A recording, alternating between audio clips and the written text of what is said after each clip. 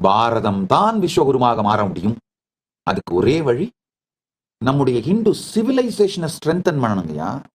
சமூகத்தாலும் சட்டதிட்டங்களாலும் ஒவ்வொரு நிலைமையிலையும், அதாவது executives, legislature, judiciary, media அத்தனையுமே ஹிந்து சிவிலைசேஷனை ஸ்ட்ரென்தன் பண்ணா, நம்ம சிவிலைசேஷன்ல இன்ஹெரிட் பண்ணிருக்கிற நாலேஜ் ஸ்ட்ரென்தன் பண்ணா, அதை ரீடிஸ்கவர் பண்ணா, அதை நம்ம யூஸ் பண்ணணும், அதோட அட்வான்டேஜஸ் யூஸ் பண்ணோம்னா, நெக்ஸ்ட் லெவலுக்கு எடுத்துட்டு போனோம்னா, அடுத்த 25 ஆண்டுகளுக்குள் 2047க்குள்ள 25 வருஷம் கூட தேவையில்லை, 2047 நம்ம விஸ்வகுரு ஆயிடுவோம்.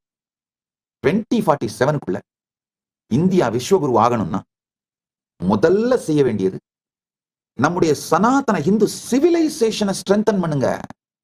நம்முடைய நிஜமா நாம சனாதன இந்து சிவிலைசேஷன் தாங்கயா. இந்தியாங்கிறது பொலிட்டிக்கல் பிராண்டு. கொடுமை என்னன்னா, இந்த பொலிட்டிக்கல் பிராண்டை ஸ்ட்ரென்தன் பண்றதுக்காக, அதாவது இது இந்த ஸ்கின்னை பெயிண்ட் அடிச்சு மேக்கப் பண்ணி மாத்துறதுக்காக நம்ம உயிரை அழிக்கிறதுக்கு சமமா நம்ம பண்ணிட்டு இருக்கிறோம். இந்தியாங்கிற பொலிட்டிக்கல் பிராண்டை ஸ்ட்ரென்தன் பண்றதுக்காக சனாதன இந்து தர்மங்கிற சிவிலைசேஷன் அழிச்சிட்டு இருக்கோங்கயா.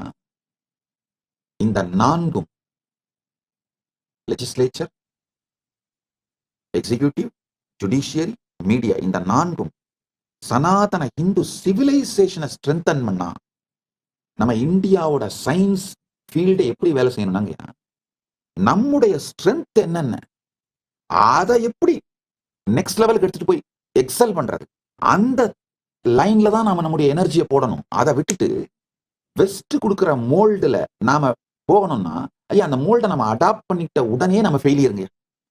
ஏன்னா எப்படியா இருந்தாலும் அவன் கொடுக்குற மோல்ட்ல அவன் தான் அட்வான்ஸ்டா இருப்பான். அவன் வைக்கிற ஸ்கேல்ல அவன் எதுல அட்வான்ஸ்டா இருக்கணும், அதை ஸ்கேலை வச்சுதான் நம்மளுக்கு கற்றுக் கொடுப்பான். அவன் ஸ்கேலை எடுத்துக்கிட்டாலும் சரி, அவன் மோல்டை எடுத்துக்கிட்டாலும் சரி, நாசமா போகும்.